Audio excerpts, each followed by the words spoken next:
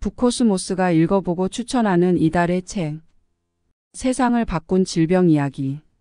사카이 다츠오 지음. 시그마 북스. 이 책은 세계사 속 인간과 질병의 투쟁기와 의학을 향한 인간의 도전을 재미있게 풀어나간 책이다. 템스강의 악취를 견딜 수 없게 되면서 공중위생이 시작되다.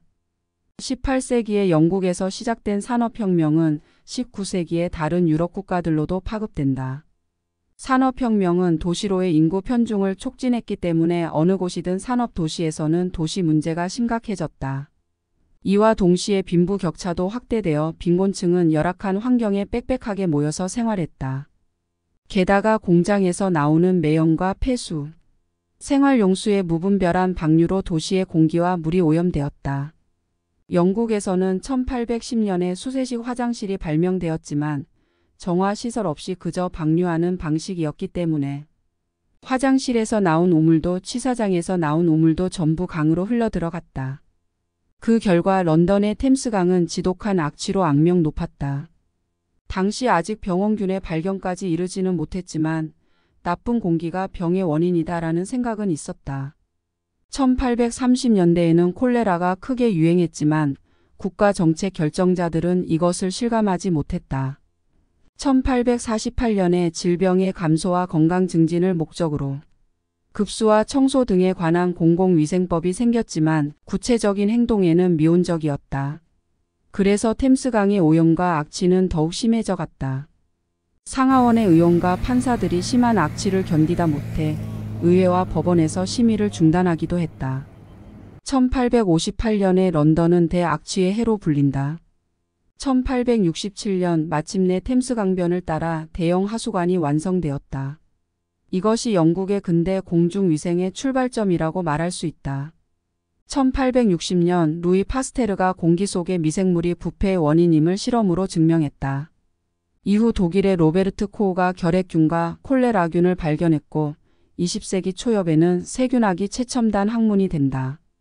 병원균에 관한 연구가 진행되자 감염증의 예방과 감염증 대처에 대한 국가의 역할이 부각되기 시작했다. 콜레라가 탄생시킨 꽃의 도시 파리. 파리에서는 1832년에 콜레라의 첫 번째 대유행이 있었다. 사망자의 수는 약 2만 명에 이르렀다. 피해가 확대된 요인으로는 파리 시내 인구 감율과 비위생적인 생활 환경 때문이었다. 파리는 본래부터 대도시였지만 나폴레옹 1세 시대에 대규모 인구가 유입되었다. 나폴레옹은 제1통령과 황제로 있었던 14년 동안 파리 전체를 장엄하게 장식하기 위해 대규모 공공사업을 추진했고 이로 인해 파리 전체가 거대한 작업장이 되었다. 노동자들은 대부분 지방 출신이었으며 동시에 탈주병들도 파리로 흘러들어와 파리는 빈곤자로 넘쳐났다. 소설적과 흑으로 유명한 무노스탕 딸은 파리를 방문했을 때 거리에서는 심한 악취가 나고 한 걸음만 걸어도 진창에 빠져 진흙투성이가 된다며 파리 주민을 야만인이라고 경멸했다. 이런 곳에서 콜레라가 발생하면 어떻게 될지는 누구나 예상할 수 있을 것이다. 1830년 7월의 민중봉기로 부르봉왕조가 다시 무너지고 나폴레옹의 조카인 루이 나폴레옹이 정권을 잡았다. 프랑스 최초의 대통령으로 선출된 그는 국민투표를 통해 압도적인 지지를 얻어 나폴레옹 3세로 즉위했다. 이후 나폴레옹 3세는 도시위생을 포함한 파리의 대대적인 개조에 착수했다. 그 배경에는 시대의 요구가 자리하고 있었다.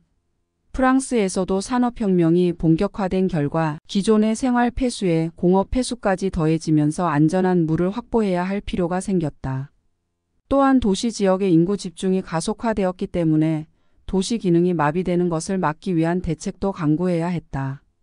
핵심 위생 대책으로는 운하를 건설해 상수도를 확보하고 하류의 센강으로 하수를 집중 배수하기 위해 대하수도 공사를 시행하는 등 1870년까지 상하수도의 전면적인 재편을 완료했다.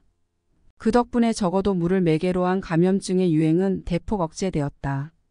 결국 파리를 꽃의 도시로 바꾼 가장 큰 공로자는 콜레라였다고 해도 과언이 아닐지 모른다.